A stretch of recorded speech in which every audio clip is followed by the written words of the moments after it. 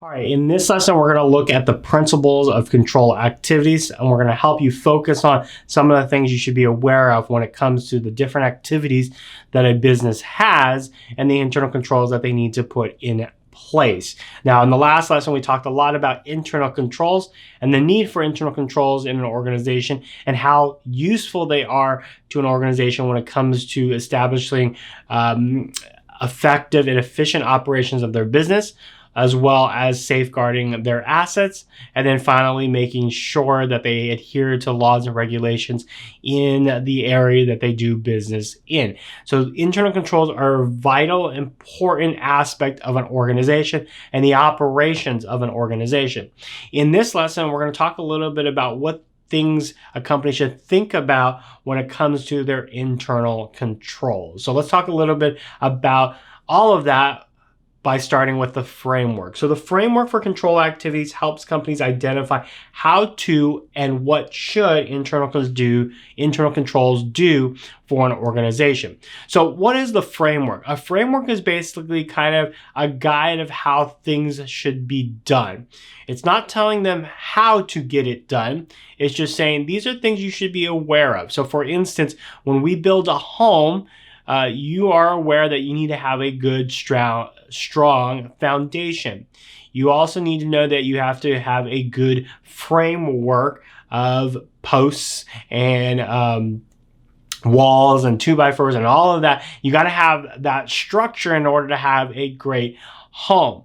Now, nobody's telling you how to build the home. They're telling you these are things you need to think about as you are building a home. And that's what these framework does for internal controls. Nobody's telling them how to put together internal controls, but we are telling them what you should think about as you're putting internal controls in place. And that's what the framework does. These are things that we should think about as we're putting together the framework, as we're putting together internal controls for an organization. Now, the principles of control activities helps to support the framework in which companies prepare and execute internal controls. So the principles are kind of things that will help us adhere to the framework, but also make sure that we're preparing internal controls in the right manner. Now, there are 5 focuses when it comes to control activities, and those are establishing responsibility, segregation of duty, restricting access, document procedures, and independently verify. So these are 5 focuses as we look at internal controls that a company should be aware of as they are putting internal controls in place. Now let's take a look at each one of them a little bit further to help you understand what these 5 focuses are. The first one is establishing responsibility. So when a company creates a task, the company should establish responsibility of that task to one person, not many, not nobody, but to one person. Now, this principle makes sure that we can pinpoint the issue to the person who's responsible for that task. So at the end of the day, what this does is it gives responsibility to one person for the screw-ups or for the successes.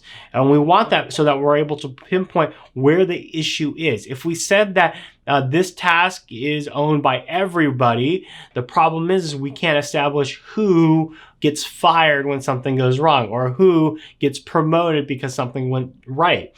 So we want to establish responsibility, especially with our internal controls.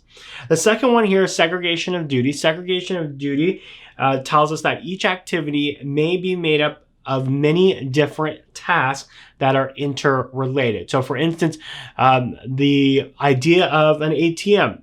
So to take out money out of an ATM, there are a whole bunch of tasks that are involved.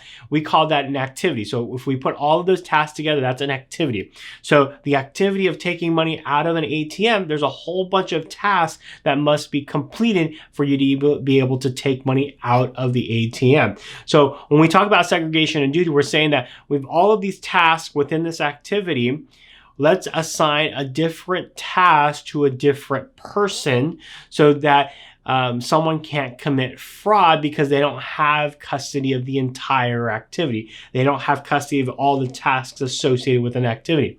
So segregation of duties says, the person that writes the check shouldn't be the one that has authority to sign the check. which also doesn't have the authority to review the books after the checks get cashed or deposited. So there is a lot of these tasks that are separated by people to hopefully reduce the ability of fraud occurring. So that's what segregation of duty is, segregating the duty of an activity to different tasks and to different people.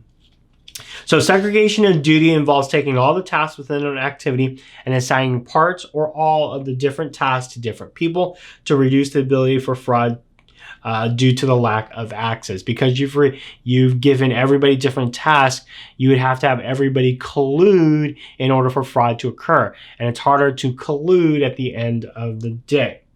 The next one here is restricting access. These are typically physical controls in which limits the access to companies' assets only to those that have proper access to them. So we said that this is one of the fraud triangles that we can take away by restricting the access, by having the ability that they can't commit the fraud. They don't have that opportunity to commit the fraud. Restricting access is not limited, however, to physical assets, but also electronic access. So, for instance, your phone might have a passcode. That is an internal control. Your computer might have a password. That is an internal control. So, although a lot of times when we think about restricting access, we think about physical access restricting, it could also be electronic access that is restricted as well. The next principle of control activities is documenting procedures. So this is super important at the end of the day. The key to proving anything is to make sure you have something to back it up. So we got to have evidence to back up whatever we're doing. So if it talks about doing a journal entry, we got to have the documents related to that journal entry to be able to actually book that journal entry at the end of the day. Now, documenting procedures is a type of internal controls to ensure the activities of a company are proper. Yeah, proper. So we want to make sure that we have documentation, whether it's documentation or we're documenting the process, we're writing a memo, we're writing something to show the process so that it can be backed up at the end of the day and people can actually see what we've actually done and it isn't just hearsay. The last one here is independently verify. We want independent verification because it provides some level of assurance that the controls are working properly. So just because you put something in place doesn't mean it's working, right? So we actually have to have someone come in and actually review it every so often to make sure it is working. And that person shouldn't be someone that's already associated with that process. We want independent verification. Now, verification doesn't have to occur by a third party, although it sometimes is. Verification can be done internally or even internally on an external party. So for instance, that's a lot of jumbled mess here, but it can be done internally or it can be done internally for an external party. So we're going to do this to help this external party get confidence in our internal controls. So that's what could happen at the end of the day. And auditors do rely on that type of work from the internal audit group of a company to ensure that the internal controls are running effectively. Why? Usually there's a cost versus benefit analysis that's done for that reason. So that's a look at the principles of control activities. What you really need to know out of this lesson is those 5 different types of focuses when it comes to control activities. Those are super important to understand. You know, those are the things that we want internal controls to do at the end of the day. And if we're doing those things, then we're going to have a secured, efficient company at the end of the day. So hope you enjoyed this lesson. We'll see you in the next video. Hey guys, it is Patrick. Don't forget to press the like button and share this video with someone who could get a lot of use from watching this lesson, like maybe a classmate or maybe a friend or maybe just a parent, just because you wanted to share this video because you're very excited about what you saw.